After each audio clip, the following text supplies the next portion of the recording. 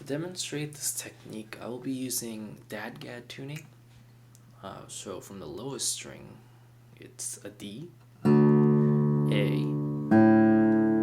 D, G, A, and then a D.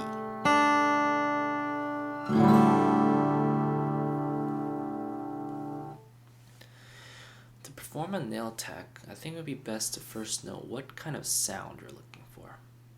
If I was to describe it, I feel like it's kind of a sharp, percussive, and string sound that's mixed together.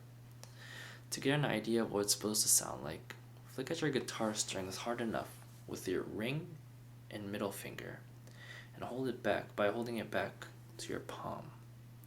And after you flick it and get a sound, you have to bounce right off so that the strings can breathe and ring. So.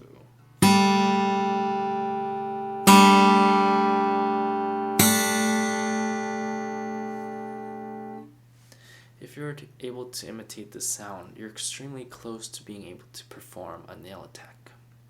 Basically, in order to perform a nail attack, you would flick at the strings without holding it back to your thumb. Therefore, you would only be flicking with these two fingers, like this.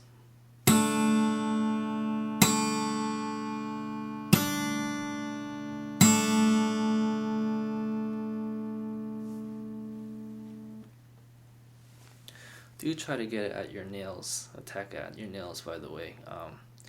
The first time I tried, I accidentally kept hitting my flesh portion over here, and it actually hurt a lot. So anyways, if you produce a percussive and twangy sound, then that is actually what you are looking for. If you see, Kotaro Oshio and other players uses their pinky for support. It is just for support, and it is not a placeholder for where to stop your middle and ring finger. So when I started, I remember I forgot to flick just these two fingers, but instead I just moved my whole hand like this and used my pinky as a sign that I have performed a nail attack, when in reality this doesn't actually really matter. It's more of these two fingers. Instead of moving your whole hand, you would want to move these two fingers. That is the most important movement to produce this sound. So now that we know how to perform a nail attack, I would like to show you the two variations that Kotaro Oshio uses to apply this nail attack. First, he uses it for strumming by applying a nail attack for a downstroke, and then he does an upstroke with his thumb. And then he does it over and over again until he wants to do something else. So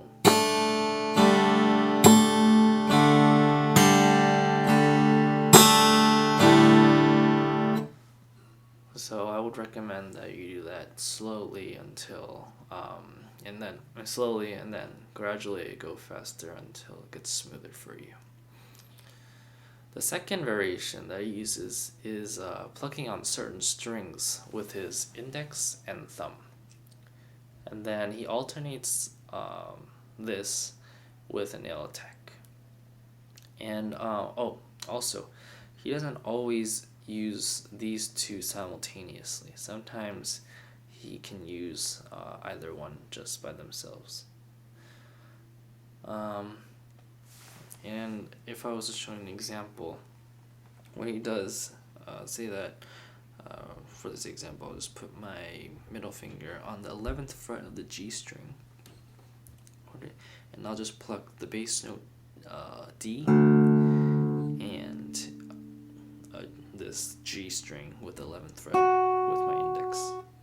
So if I was to pluck those two,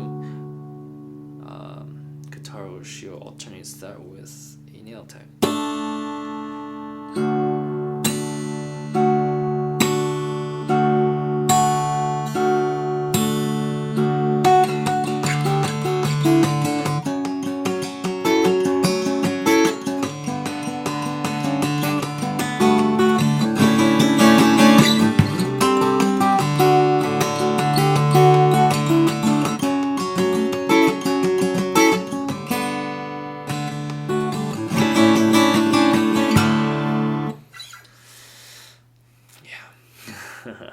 So after learning this technique, you have to know that this is actually mostly improvisation. So it depends on you where you want to use these things. If you see Kotaro Oshio, he uses the second variation I told you, and then in the middle he sometimes switches to the first variation that I told you about, and then he switches back, and then switches back, and then continue to switch back however much as you want. So yeah, it basically just depends on what kind of sound you like. There is no right answer. Well, that concludes this technique video on nail tech. Thanks for watching, and I hope this helps.